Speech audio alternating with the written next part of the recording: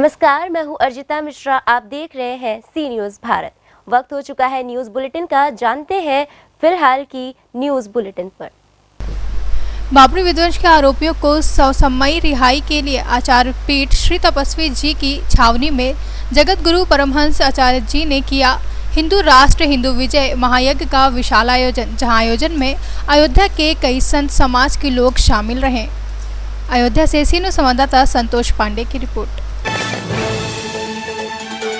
कौशाम्बी जनपद के नहर विभाग की लापरवाही ने किसानों की महीनों की मेहनत पर पानी फेर दिया है।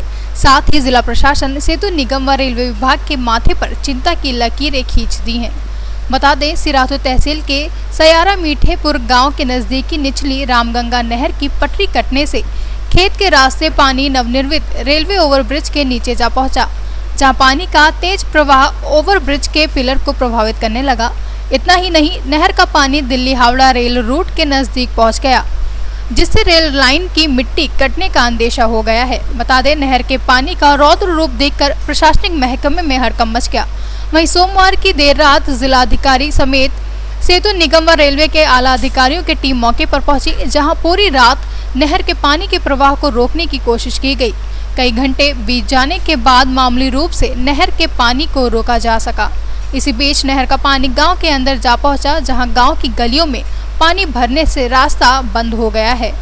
इसे आया है कोई खांधी कट गई है नहर की। जब फसल तैयार है तब नहर आ रही है, और जब फसल नहीं थी तो नहर नहीं आती थी। अब इतनी टाइम सब 50 बीघा खेती सब पका धान एकदम सब सड़ गया। और ये 11 नंबर पिलर के पास हम खड़े, इसमें भी पानी जा रहा है, इसको भी गिरने की संभावना है।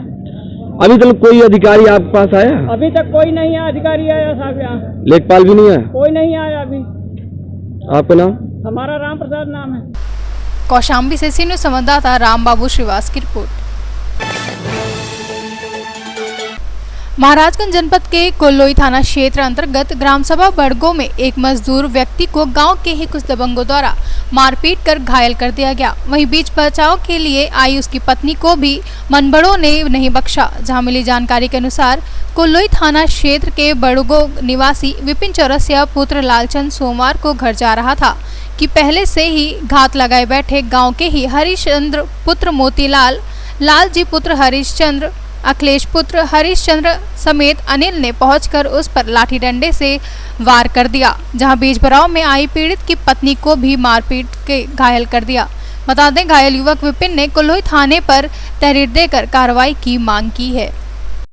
कहाँ के निवासी हैं? बड़गो, ग्राम बड़गो के। ये जिस प्रकार की घटना हुई है, ये किस वजह से हुई है जो सर फूटा उठा आपका? मैं अपने घर जा रहा था, कुछ दबंग द्वारा दबंगई के तौर से मेरे घर पे आए, मेरे ऊपर हमला बोल दिए। कौन लोग हमला बोल दिए? हमला बोल दिए, गांव के लोग थे, 4 लोग थे। लाठी डंडा राड से मारने लगे हमको। हमारी पत्नी आई हमको बचाने के द्वारा, उसके गले का चैन और उसके कान की बाली छीन लिए, मोबाइल को कूच दिए और बोले अगर फ़ोन लगाओगे पुलिस को तो जान से मार देंगे। कौन कौन थे वह? कौन कौन दबंग है आपके गांव के जो मारे पीटे हैं? वो हरिचंद थे और लाल जी, अखिलेश, अनिल। तो किसके द्वारा मारा पीटा गया है? मतलब आपका सर कैसे फूटा है? इतना भीषण किससे मारे हैं? किसी हथियार से? सरिया से मारे हैं। सरिया से मारे हैं? सरिया से।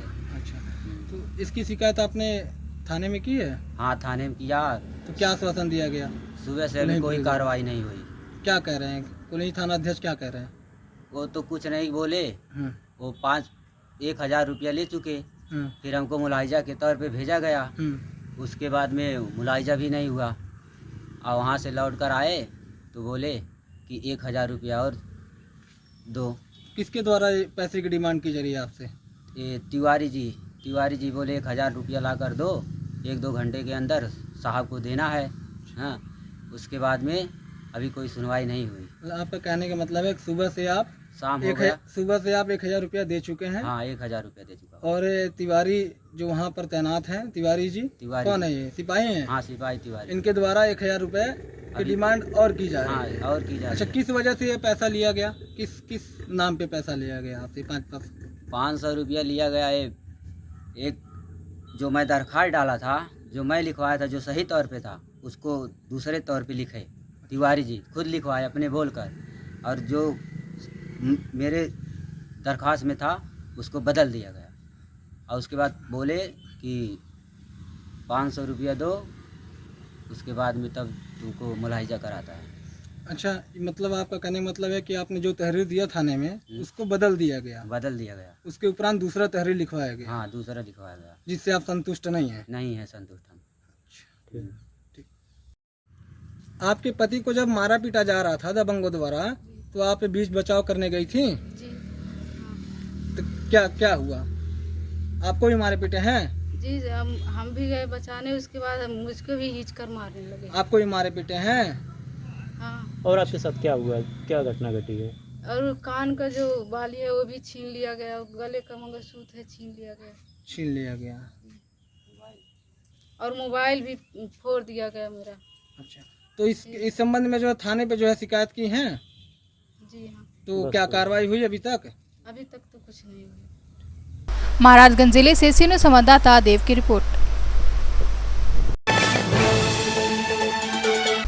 प्रयागराज जिले में सिविल लाइन सुभाष चौराहे पर समाजवादी पार्टी महिला सभा की ओर से हाथरस में हुए बेटी के साथ हैवानियत के बाद पदाधिकारियों ने मौन जुलूस निकाला और कैंडल जलाकर देश की बेटी के परिजनों को न्याय दिलाने की मांग के साथ 2 मिनट का मौन धारण कर श्रद्धांजलि अर्पित की गई। बताते हाथरस में देश की दलित बेटी के साथ शर्मनाक घटना को अंजाम दिया गया, जिसको लेकर समाजवादी पार्टी ने उत्तर प्रदेश सरकार से पीड़ित परिवार की हर संभव मदद करने के साथ ही फास्ट ट्रैक कोर्ट में मुकदमा चलाकर अपराधियों को जल्द से जल्द सजा दिलाने की मांग की है। वहीं सरकार को महिलाओं के प्रति संवेदनशीलता के आरोप लगाते हुए हाथरस में घटित घटना के लिए योगी सरकार पर जमकर निशाना साधा। बल पे सोचते हैं कि हम लोग रोक लेंगे, हम लोग भाई आतंक नहीं। आज हम लोग शांति से बैठ के प्रदर्शन कर रहे हैं, धरने पर बैठे हुए हैं, कैंडल मार्च निकाल रहे हैं। हमारी सिर्फ एक मांग है कि हमें न्याय मिलना चाहिए। हमारी बेटियां जो सुरक्षित नहीं है, और हम कह रहे हैं कि हमारे इन वर्दीधारियों को भी आगे आना चाहिए, हमारी इन बेटियों को भी आगे आना चाहिए। आज ये वर्दी में है, वर्दी में भी सुरक्षित नहीं है। इनके घर की भी जब बेटियां बाहर निकलती हैं सुरक्षित नहीं होती। सब मिल के लड़िए, ये हमारी लड़ाई नहीं है, ये समाजवादी पार्टी की लड़ाई नहीं है, ये अखिलेश यादव की लड़ाई नहीं है, ये समाज की लड़ाई है। मेरा नाम सबिया मोहानी है। प्रयागराज से मंगला प्रसाद पटेल की रिपोर्ट। के कंसाजा ग्राम में गलत तरीके से सरकारी राशन की दुकान के चयन की प्रक्रिया को लेकर ग्रामीणों द्वारा खंड विकास अधिकारी जसरा का घेराव किया गया, जहां घेराव करते हुए जिलाधिकारी के नाम एक ज्ञापन ग्रामीणों के द्वारा खंड विकास अधिकारी जसरा को सौंपा गया। वहीं प्रदर्शन में शामिल विकास खंड के ही कंजासा गांव के सैकड़ों की संख्या में पहुंचे ग्रामीणों के द्वारा बताया गया कि ग्राम प्रधान ग्राम विकास अधिकारी कंजासा के द्वारा राशन की दुकान के चयन प्रक्रिया के नियमों को ताक पर रखकर सरकारी राशन की दुकान की चयन प्रक्रिया में बड़े पैमाने पर अनियमितता की गई है। वहीं ग्राम प्रधान ने अपने चहेते के नाम से सरकारी राशन की दुकान का चयन कराते हुए सरकारी राशन की दुकान पर चयन करा दिया है, जबकि शासन के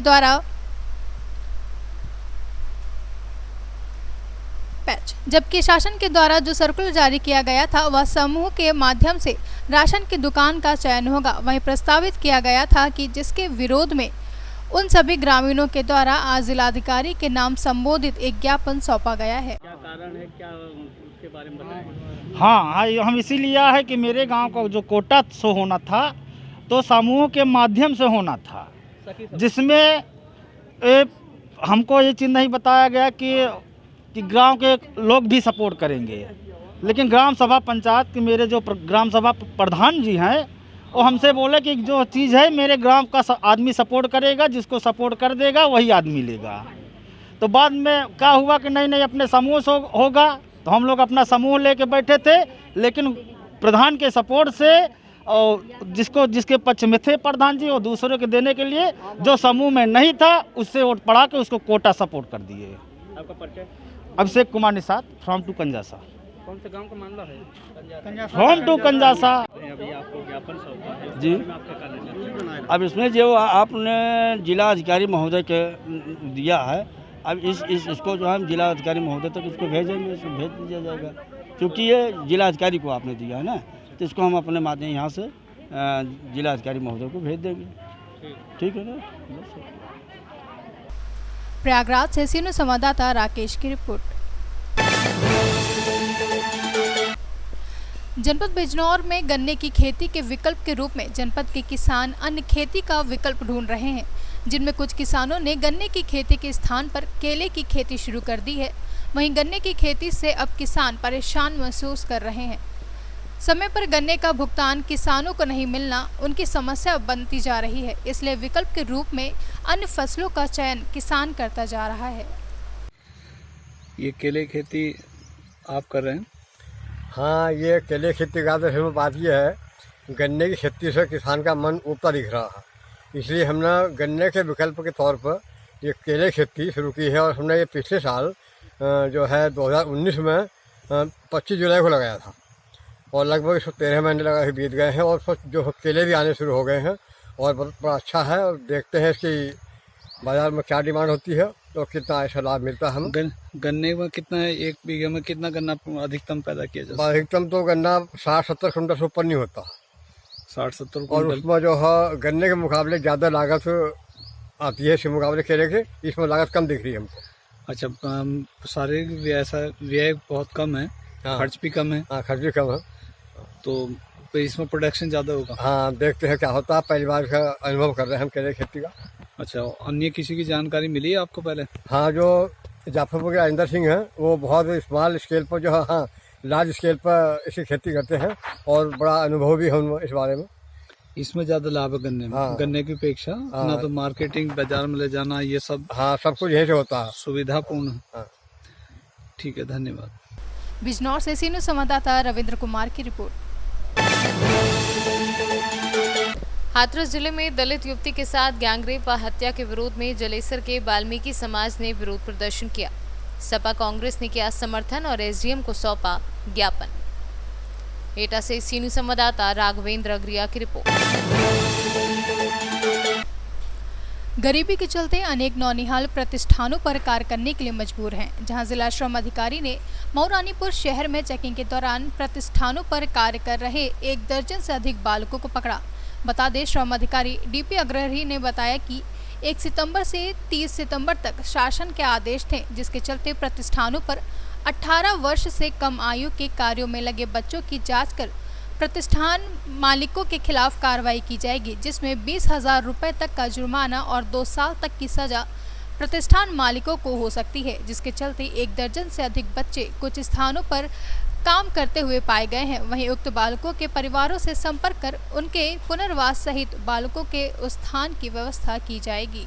कार्रवाई की गई है पूरे नगर में, क्या कार्रवाई की गई है सर? 1 सितंबर से 30 सितंबर तक नो चाइल्ड लेबर का उत्तर प्रदेश सरकार का अभियान चल रहा है, जिसमें हमको 0 to 18 ईयर्स के बच्चों को जो भी किसी भी कारखाने में काम कर रहे हैं, किसी भी गैरेज में काम कर रहे हैं, होटल में काम कर रहे हैं, उनको सब हमको रेस्क्यू करना है। रेस्क्यू करने के बाद जो उसके जो सेवा योजक है, जो मालिक, उसके खिलाफ जो है सुसंगत धाराओं में FIR और बच्चों को उनके माता पिता के सुपुर्द करके उनका पूरा पुनर्वास करना, जैसे शिक्षा से उनको जोड़ना है, घर में अन्य जो व्यवस्थाएं नहीं है, प्रधानमंत्री वाला आवास नहीं तो डूडा का आवास उपलब्ध कराना, जो भी सरकारी सुविधाएं हैं सब सुविधाएं उसको दी जाएं और संयोजक के विरुद्ध कार्रवाई की जाए, जिसमें 20,000 रुपये तक का पहली बार जुर्माना है और जिसमें 2 साल की कठोर कारावास की सजा है। सर, कितने लोगों पे कार्रवाई की गई है? अभी तो हमने 8 बच्चे चिन्हित किए हैं जिनके संयोजक के खिलाफ हमने कार्रवाई किया है। बाकी अभियान हमारा चल रहा है और देख रहे हैं जितना मैक्सिमम हो जाएगा। आजकल 2 दिन अभियान चलाएंगे हम। सर, कोरोना जैसी महामारी चल रही है सर, आपके द्वारा जांच की जा रही है, आपने काफ़ी लोगों से मुलाकात की है, लेकिन आपने मास्क लगाकर आपने नहीं की है, इस पर आप क्या कहेंगे सर? नहीं, मास्क में अभी तक लगाया था मैं, चूँकि घुटन महसूस हुई इसलिए मास्क निकाल दिया था मैंने। मऊरानी से सीनियर संवाददाता असलम मोमिन अंसारी की रिपोर्ट। 28 वर्ष पूर्व ध्वस्त किए गए बाबरी ढांचे पर फैसला आया, जहां सभी आरोपियों को रिहा कर दिया गया है। वहीं कहा गया कि बाबरी ढांचा विध्वंस सुनियोजित नहीं था, जिस पर सीबीआई की विशेष अदालत में न्यायाधीश सुरेंद्र सिंह यादव ने फैसला सुनाया है। बता दें, 6 दिसंबर 1992 को बाबरी ढांचा गिराया गया था। उसी दिन FIR दर्ज की गई थी। वहीं केस में कुल 49 आरोपी थे, जिनमें से 17 की मृत्यु हो चुकी है। जिंदा बचे 32 आरोपियों को पेश होने के आदेश दिए गए थे, जिनमें से 26 पेश हुए थे। वहीं 6 आरोपियों को विजुअल हियरिंग से पेश किया गया। बता दें सुप्रीम कोर्ट ने मामले की सुनवाई कर न्यायाधीश सुरेंद्र सिंह यादव का पिछले वर्ष 1 बरस का कार्यकाल बढ़ाया गया था। वहीं आज कार्यकाल का अंतिम दिन है। आज अयोध्या प्रकरण विशेष न्यायाधीश अयोध्या प्रकरण ने सभी 32 अभियुक्त गणों को बाइज्जत बरी किया है और ये माना है कि प्रयागराज से सीनो संवाददाता डीके मिश्रा की report. Sonbhadra Renukoot cops mega mart के प्रांगण में 30 सितंबर को रेणुकूट में हनुमान कटरा में प्रयास फाउंडेशन के दिलीप दुबे के अगुवाई में पूर्व चेयरमैन शिव प्रताप सिंह बबलू सिंह के प्रथम पुण्यतिथि पर रक्तदान का आयोजन किया गया, जिसका उद्घाटन फीता काट करके पुलिस क्षेत्राधिकारी विजय शंकर मिश्रा ने किया। विश्वकर्मा जी, आपने कितने बार ये प्रयत्न किया है? 2 बार किया है। तो आपको जितने समय लगता है कि आप दूसरे को जान बचा सकते हैं। सोनभद्र से सीनियर संवाददाता दिनेश दुबे की रिपोर्ट। अभी के लिए न्यूज़ बुलेटिन में बस इतना ही। देश दुनिया की तमाम खबरों के लिए बने रहिए सी न्यूज़ भारत के साथ। हर खबर आपके साथ, आपके हाथ।